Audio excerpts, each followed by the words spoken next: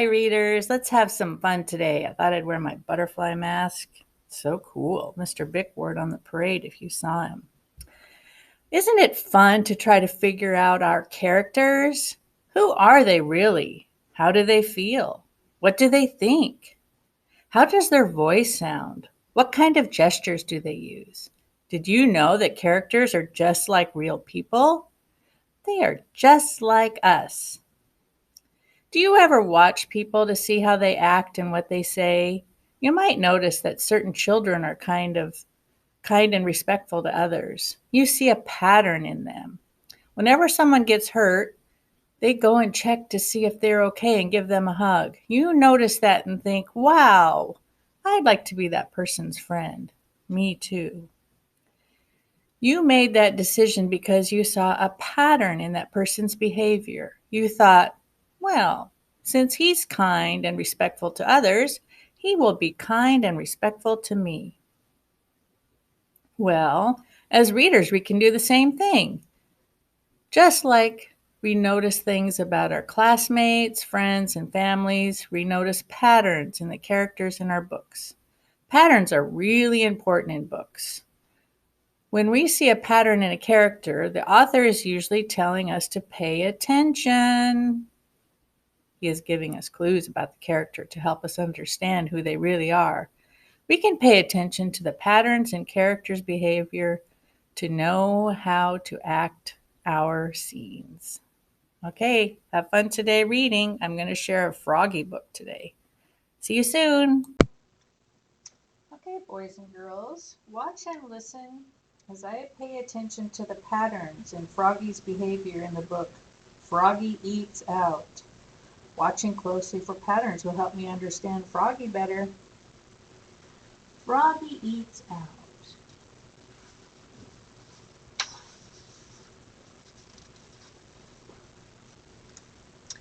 It was almost dinner time and Froggy was hungry. He sat in the kitchen and dreamed about burgers and flies.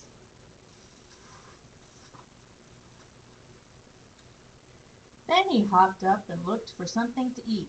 He looked in the cabinet, slam. He looked in the fridge, slam.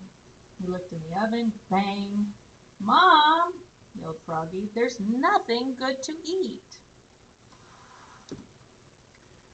Froggy, called his mother. What? Did you forget? It's our anniversary. We're going out to eat.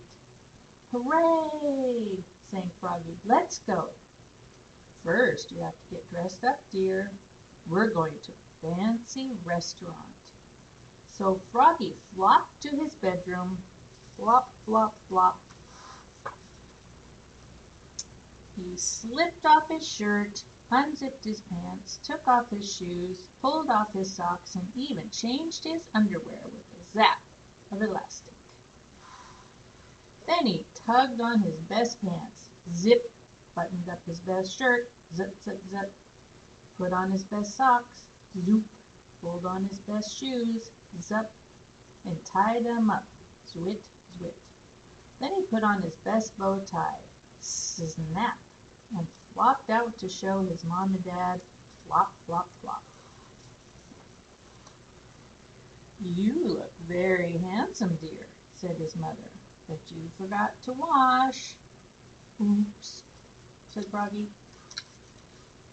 So he went to the bathroom and washed his hands and face. Splash, splash, splash. He used lots and lots of water, but only a little bit of soap. Then he dried off with a towel, swoop, and looked at himself in the mirror. He thought he was kind of cute. Froggy, called his father. What? Time to go, said his dad. We'll be late. And off they flopped to the restaurant. Flop, flop, flop. At the restaurant, Froggy's eyes grew big and round. There were glowing candles, flowers in vases, and tablecloths as white as snow. This is a fancy restaurant, said Froggy. Yes, said his mother. So remember, be neat, be quiet, and don't put your feet on the table. When they were seated, Froggy said, "I'm hungry. Let's eat." "First, we have to order, dear," said his mother. "I want a hamburger," said Froggy. "No hamburgers here," said his father.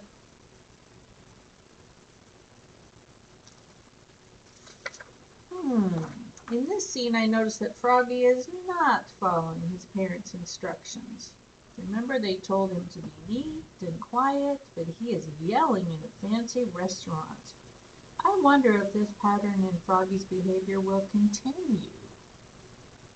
Let's keep reading to find out. When the waiter handed him a menu, Froggy opened it and knocked over a glass of water. Crash! "Oops!" cried Froggy. "Oh, Froggy," said his mother, "remember what I told you?" "I know," said Froggy, "but be neat, be quiet, and don't put your feet on the table." Wow, I was right. The pattern in Froggy's behavior did continue. He is not following his parents' instructions again. He is not being neat and quiet. I'm glad I've been paying attention to the patterns in Froggy's behavior.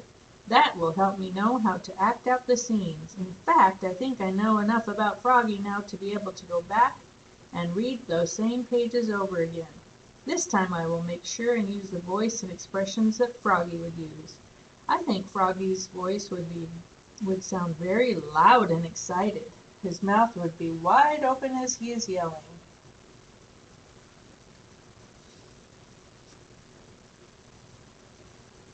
Froggy is a lot like children I've seen in a restaurant. Sometimes they are not neat and quiet either. Sometimes they don't follow their parents' instructions.